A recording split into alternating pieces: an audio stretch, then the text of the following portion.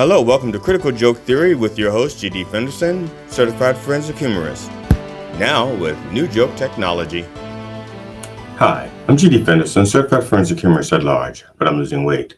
Welcome to Critical Joke Theory, episode 55. Now with new joke technology, an open caption for the humor impaired. Actor Bernard Hill, best known for his roles in Titanic and The Lord of the Rings, has died at the age of 79. His fiancée Allison and his son Gabriel were with him at the time of his death. No cause of death has been given. Hill played Captain Edward Smith in Titanic and King Theoden in The Lord of the Rings. In his two most famous roles, he was killed by modes of transportation. In Titanic, he went down with the ship, and in Lord of the Rings, he went down with his horse, Lightfoot. And as Phylos in Scorpion King, Wait. He was engaged to be married at 79? He may have been the broken king, but that's all that was broken.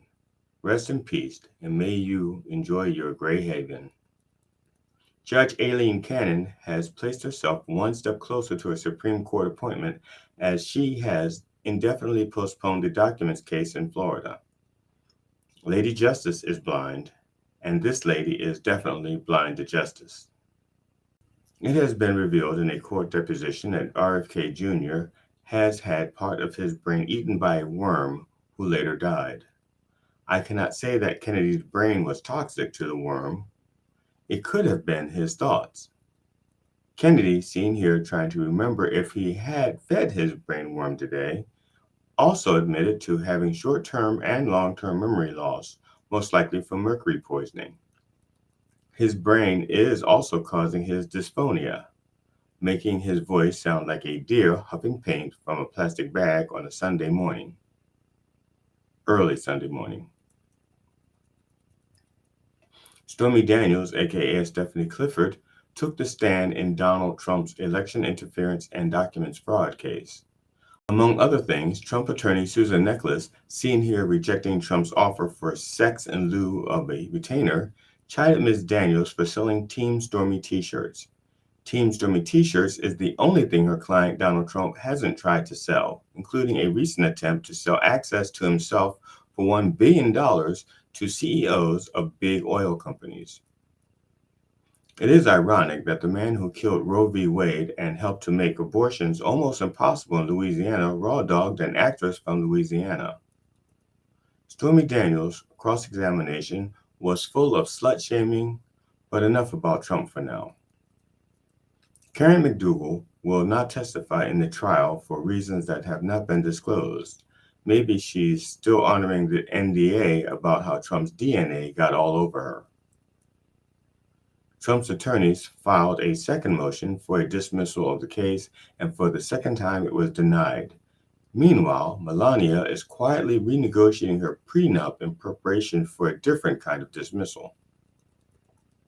In more Johnson news, Speaker Mike Johnson survived an attempt by Marjorie Taylor Greene to oust him from his speakership.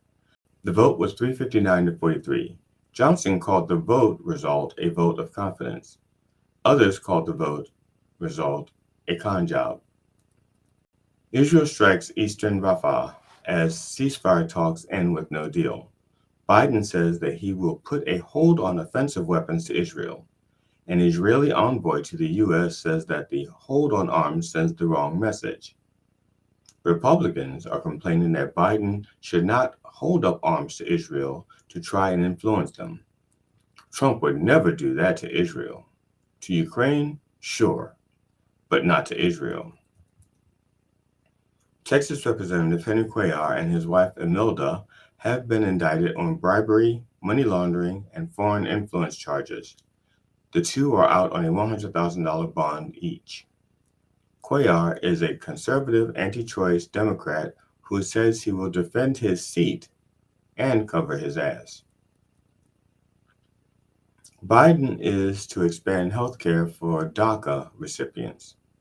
More than 100,000 young immigrants protected by the Deferred Action for Childhood Arrivals program will soon gain access to federal health care coverage through the Affordable Care Act.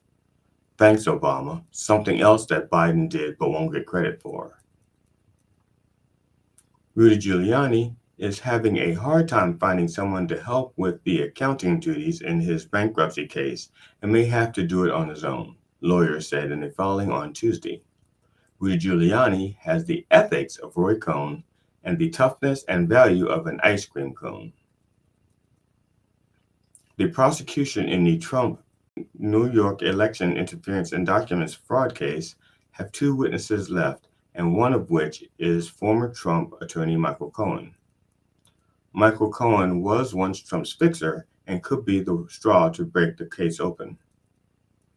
Michael Cohen has already done time for the very charges for which Trump is on trial. The prosecution wants to call former Trump CFO Alan Weisselberg, but Weisselberg has signed a $2 million agreement to not say anything negative about Trump or the Trump organization.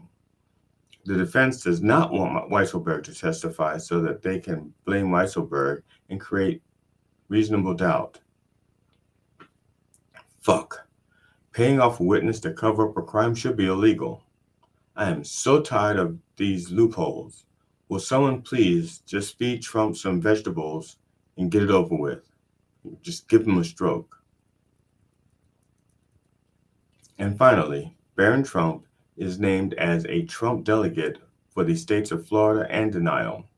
Now that Barron is old enough to go to jail, Donald Trump can welcome him into the crime family. Exploitation is the Trump's love language. I'm G.D. Fenderson, certified forensic humorist, now with New Joke Technology. Thank you for watching Critical Joke Theory. If you enjoyed it, please like and share it. And please check out Done Way Past Funny on the YouTube, Knob TV, and Spark TV. And watch The Church of Last Resort streaming live on Sundays on YouTube at 9 a.m. Eastern. Be safe out there and don't beat the crazies. Critical Joke Theory with your host, G.D. Fenderson, certified forensic humorist. Now with New Joke Technology.